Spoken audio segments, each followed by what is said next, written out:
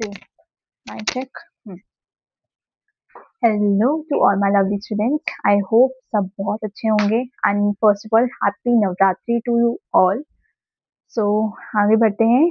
आज multilingualism as a resource and strategy, इसके advantages disadvantages करके ये यूनिट फाइनली कंप्लीट हो जाएगा and then will move on to second unit. वो भी फटाफट कंप्लीट करके नोट्स देके हमें सारी बुक्स ऐसी ही करनी है जल्दी जल्दी और इन अच्छे से अच्छे मैनर में करनी है कि इन डेप्थ में करेंगे। मल्टीलिंगुअलिज्म क्या होता है कि दो या दो से ज्यादा लैंग्वेजेस जो टीचर बोलती है वो होता है मल्टीलिंगुअलिज्म। समझ में आ गया? जो समझ सकते हैं वो बोल सकते हैं। उसके बाद सबसे पहले मल्टीलिंगुअलिज्म टीचर एक तरह से रिसोर्स की तरह यूज होती है कि डाइवर्स नीड्स जो होती है टीचर वो पूरी करती है कि for staff and students as well जिसको एक लैंग्वेज समझ नहीं आ रही और टीचर्स को एक से ज्यादा दो से ज्यादा लैंग्वेजेस आती है, तो टीचर हर किसी को समझा पाती है according to the diverse needs of students. तो इसलिए टीचर को एक तरह से रिसोर्स की तरह यूज किया जाता है। Teacher knows more than two languages, then he and she is multilingual and use it as a resource and a strategy. जैसे strategy भी होती है. Then it promotes super tasking. Very important, super tasking which allow people to switch from one task to another. अब teacher को एक language से ज्यादा आती होगी, दो लैंग्वेज आती होगी, तो कहीं ना कहीं वो टीचर मल्टीटास्किंग होती है, राइट?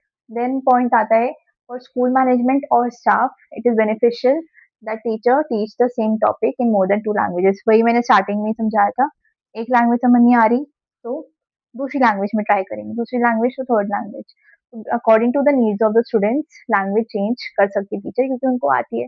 तो एक तरह से टीचर को एज अ रिसोर्स की तरह यूज किया जाता है और एज अ स्ट्रैटेजी की तरह भी यूज करा जाता है। तो ये एक इम्पॉर्टेंट क्वेश्चन है, 16 मार्क्स का बन सकता है।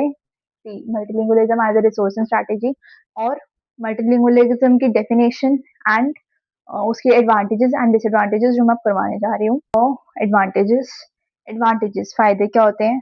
अगेन वही एंड वही बात कि एक दो से ज्यादा लैंग्वेजेस बोलना मल्टीलिंगुअलिज्म होता है तो यही फायदा होता है। सेकंड, दो से ज्यादा लैंग्वेजेस बोलते हैं तो एज एन एम्प्लॉय कि आप एक स्कूल में काम करें, आपको दो से ज्यादा लैंग्वेजेस आती है, आप एक बेटर एम्प्लॉय बनते हैं, उनके काम में, उनके स्कूल में, उनके ऑर्गेनाइजेशन में एक वैल्यू ऐड करते हैं कहीं ना कहीं, अगर आपको दो से ज्यादा लैंग्वेजेस आती हैं तो कहीं ना कहीं मैंने आपको पहले वीडियोस में भी बोला हुआ है कि कई अपॉर्चुनिटीज भी बेटर होती है, सैलरी भी एज कम्पेयर टू जिसको नहीं आती और जिसको आती है, तो बहुत फर्क आता है कहीं ना कहीं। तो अगेन यही बात बताई गई है इसमें। Then opportunity to celebrate diverse needs found in human culture. हम सिर्फ एक ही कल्चर अगर कोई है तो फिर हम उसी पे ही चीज पे ही ध्यान देते हैं, लेकिन नहीं, अगर मल्टीपल लैंग्वेजेस हमें आती होगी तो हम उनके कल्चर को भी कहीं ना कहीं देखेंगे, कहीं ना कहीं सीखेंगे। Again then person working memory, जितना हम एक्सप्लोर करेंगे लैंग्वेज या कोई subject as a fact of matter, improves person working memory, then better information processing capabilities। जितनी इंफॉर्मेशन हम अपने ब्रेन में डालेंगे उतना ही बेटर प्रोसेस होगा, उतनी ही बेटर आउटपुट निकलेगा। एम्प्लॉय भी एज एन इंडिविजुअल ग्रोथ भी होता है कहीं ना कहीं। तो बेनिफिट्स ये बहुत सारे होते हैं एंड इसके बाद भी मैं आपको और बेनिफिट्स नोट्स में लिख के दूंगी, सो रेफर करना। बट बेसिकली जो मेन है ये यही चार पांच है। अब करते हैं डिसएडवांटेजेस।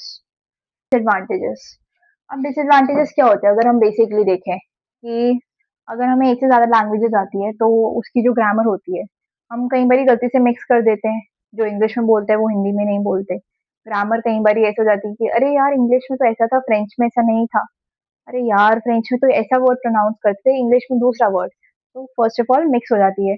उसके बाद क्या होता है कि एक स्टीरियोटाइप बन गए, एक दिमाग में वो बन गए कि people oppose any effort to speak anything other than the first language, कि अगर फर्स्ट लैंग्वेज के अलग तुम कुछ बोल रहे हो तो वो गलत ही है, जो कि ऐसा नहीं है। ये स्टीरियोटाइप है, सिर्फ दिमागी भ्रम है या एक बस ओपिनियन बना लिए, सिर्फ वन वन इमेज या फिक्स इमेज बना ली है। स्टीरियोटाइप का मतलब होता है एक फिक्स इमेज किसी की बना लेना कि लड़की गाड़ी चला रही है, अरे ये इमेज ऐसी नहीं है, लड़का ही गाड़ी चलाता है, नहीं, ऐसा नहीं होता है।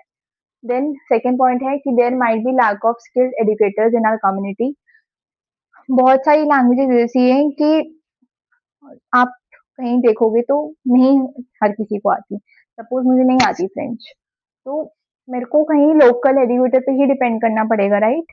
तो अब तो ख़ैर ऑनलाइन रिसोर्सेज़ इतने सारे आ गए हैं कि खुद फ्रेंच के लोग हमें फ्रेंच लैंग्वेज सिखाते हैं।